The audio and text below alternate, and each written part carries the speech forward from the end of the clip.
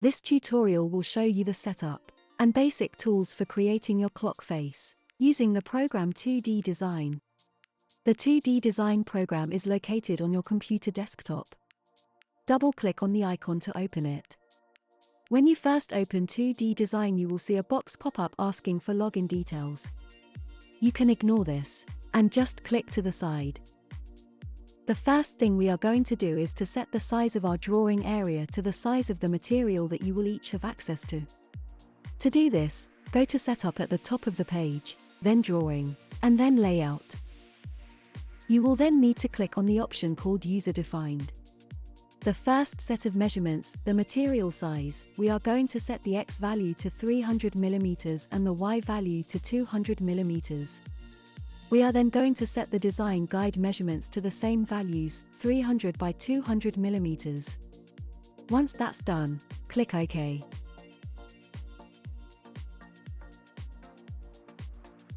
Before we get started on drawing out our designs, let's explore what options we have on our screen. The toolbar on the left-hand side contains many different drawing tools, including tools for drawing different shapes, adding text, and deleting objects. The toolbar on the right contains a group of tools called drawing aids that help to create drawings. These tools include zooming in and out, undoing actions, and controlling the grid.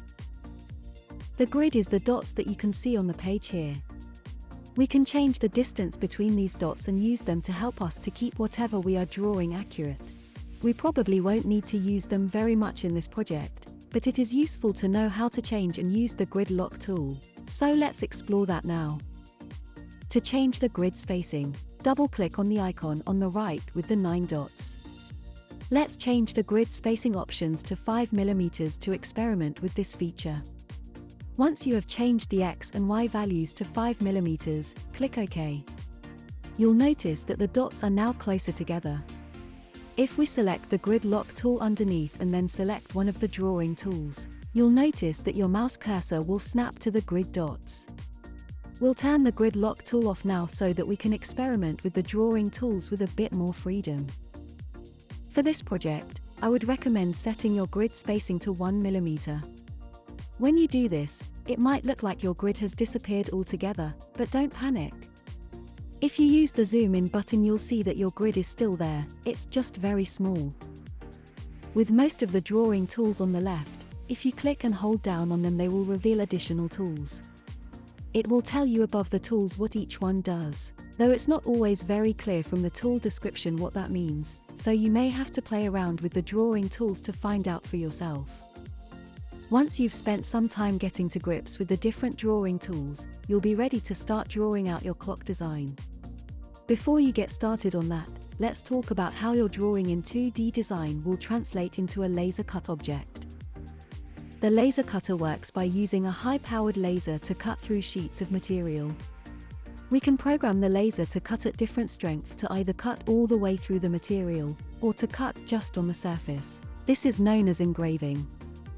The simplest way to imagine it is to think of each line you draw in 2D Design as a path that the laser is going to follow. We control whether the laser cuts or engraves by changing the color of the lines we use in 2D Design. We'll discuss how to do this later on in the video. But as you are designing, you'll need to think carefully about which parts are being cut out and which are being engraved. Otherwise, some tools, like the circle with a given center and radius drawing tool, will allow you to set certain measurements for shapes, and then place them onto your page with a single click. Others, like the line tools and shape tool, rely on you to draw out your shape to the size that you want them to be. To make sure that our measurements are accurate, we need to pay attention to the boxes at the bottom of the screen. The one labeled rel, which is short for relative, will show you the measurements for the shape or line that you are drawing as you draw it out. See how as I'm moving my mouse to draw this rectangle, the numbers are changing. Without the grid lock on, it can be tricky to draw objects out to the exact size that you want. Can you see me struggling to draw out a 10 by 10 mm square? It keeps ending up being 10 point something rather than a whole number. To make life easier for myself, I can make sure that my grid is set to 1 mm and turn the grid lock tool on. That's better. You'll be given a reference sheet. showing you the size of the material that you will be using, and the size of the clock mechanism and clock hands. You'll want to bear these sizes in mind when you are designing your clock. You've been given extra space to design parts that can be added onto your clock face, such as decorations or numbers. Once you have drawn a shape, you can select it using the black Select tool on the left-hand side, and change the size of it by clicking on the yellow boxes around the outside of the shape. To move the shape, click on the yellow square in the middle to pick the shape up, and click again to place it down somewhere else. You have a few different options when it comes to deleting something you've drawn.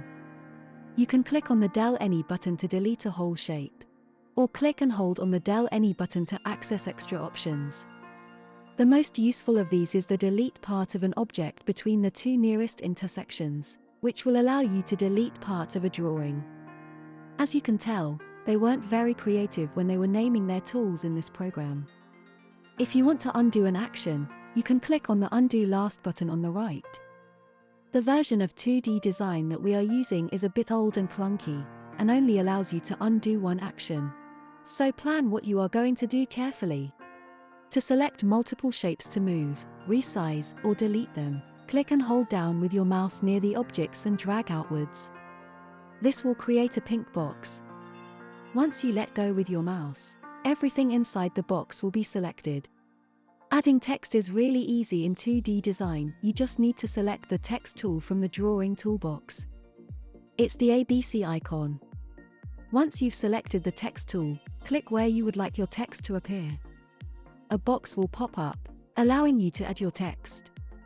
From here you can click Settings to change how you want your text to appear. Once you are happy, click OK and your text will appear. You can resize your text using the yellow boxes. As we mentioned earlier, the color of your lines in 2D design is very important. Color is how the laser cutter is able to tell whether a line is cut all the way through the material or if it is just engraved onto the surface. Our laser cutter recognizes black lines as being cut, and red lines as being engraved. To change the color of a line, first make sure that it is selected using the Select tool. Next, click on the button labeled Col, which is next to where it says Line at the top of the page. Then select either black or red, depending on which you need, from the custom colors.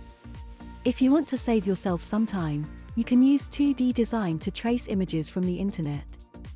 To do this, you'll need to find an image online that you'd like to use, right-click on it and save it to your computer.